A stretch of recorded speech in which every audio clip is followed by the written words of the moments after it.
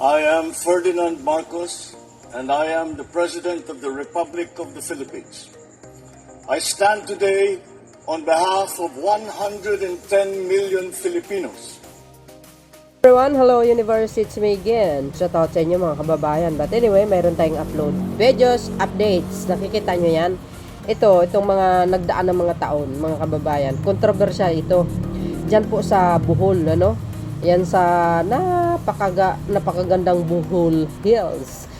Sa gitna niyan, nagkaroon po ng, yung swimming pool, no? Parang resort, no? Pinagkikitaan talaga yan. Siyempre, dadayuhan yan. Ngayon, ang problema dito mga kababayan, kumilos yung ombudsman. Bakit? Ito, basahin pa natin para kompleto, detalyado. Ako'y natutuwa dito sa OIC ng ombudsman ngayon. Parang,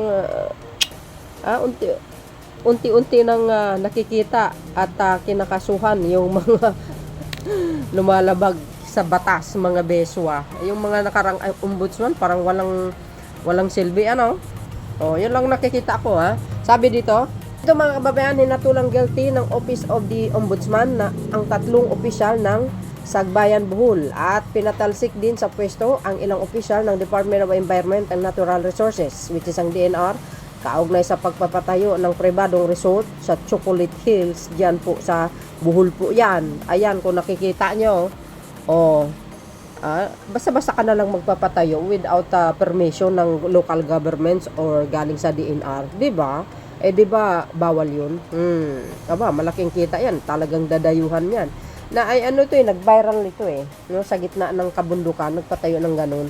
So dahil dyan, para kompleto detalyado, basahin po natin ng buo. Ay, hindi kayo talaga sasantuhin. Iba ang admin ngayon, mga kababayan. Bohol Mayor 19 pa sinibak ng ombudsman sa Chocolate Hills Resort, sabi po ng Abante. Nga kayo ngayon, ang akala nyo makaligtas kayo, ibay nyo si Pangulong Marcos Jr. Ito pa, para kompleto detalyado, basahin po natin. Mga kababayan, Bohol Mayor 19 pa sinibak ng ombudsman sa Chocolate Hills Resort. Today is August 16, 2025. Kahapon po pinablis ito.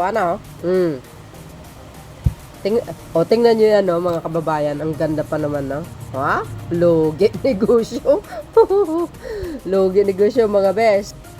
Tuloy, hinatulang guilty ng Office of the Ombudsman ang tatlong opisyal ng Sagbayan Bohol at pinatalsik din sa pwesto ang ilang opisyal ng Department of Environment and Natural Resources, which is ang DNR, kaugnay sa pagpapatayo ng pribadong resort sa Chocolate Hills. Nga kayo ngayon. Idineklara ng ombudsman na guilty sa mga kasong grave misconduct, gross neglect of duty, ang conduct prejudicial to the best interest of the service ni Sagbayan Mayor Restituto Suarez III, Zoning Administrator Maximo Lumusbog, at Municipal Building Official Alan Dinoy. Ayan. Hindi porke taga dyan kayo, gagawin nyo na lang gusto nyo para lang kayong kumita. Kumusta naman yung yung lugar nyo, no? Kasi pag naumpisahan mo na maglagay ng ganyan, na mga resort, mamaya mag-inganyo ng ibang opisyal dyan, magpatayo din sa kabila. Di ba, hanggang masisira yung Chocolate Hills, wala nang view. Pangit na tingnan, di ba?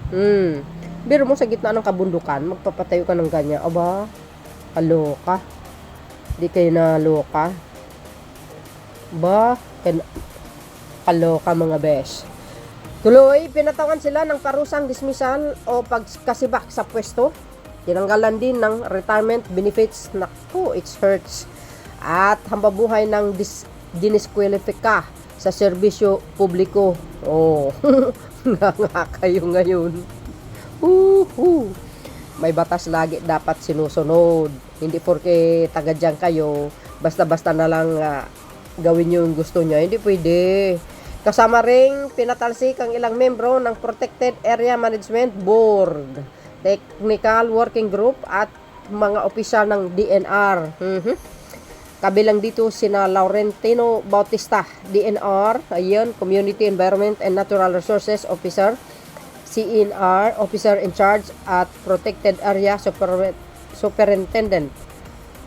Lorna Fernandez, PMB, Secretariat at Assistant Protected Area Superintendent Gilbert Gonzales sa PAMB Chairman at Paquito Melicor, DNR Central Visayas Regional Director nga kayo ngayon.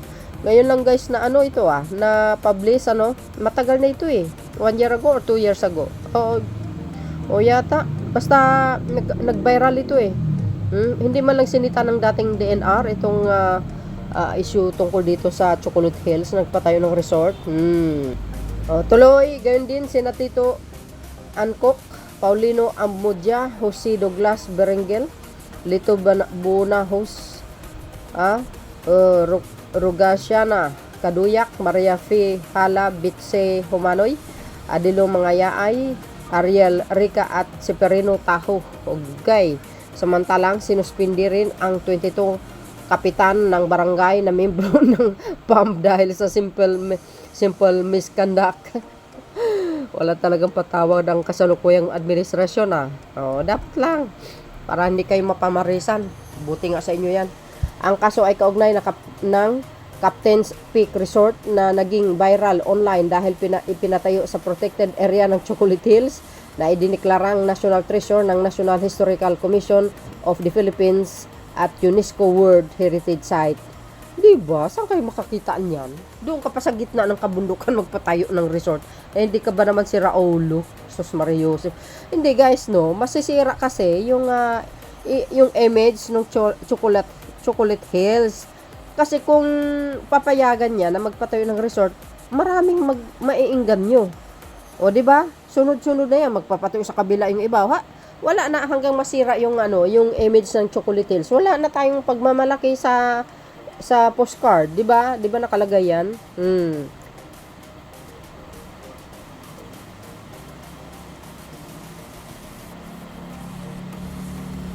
Oh, 'di ba? Oh, ano ngayon? Hindi nga kayo. So, yun mga beswa. Ano po ang komento nyo? Oh, shout out sa mga taga Bohol. Aba, alagaan nyo yung Chocolate Hills nyo. 'Di ba? Masisira 'yan kung papatayuan yung mga ganyang mga swimming pool sa tabi lang dagat ang mayroon yan okay, sa tabi ng bahay kayo naman ito talaga si Mayor gusto lang kumita so yun mga best ang aking pinaka-latest updates. See you again on my next upload. Bye bye bye, yan babus. God bless Philippines.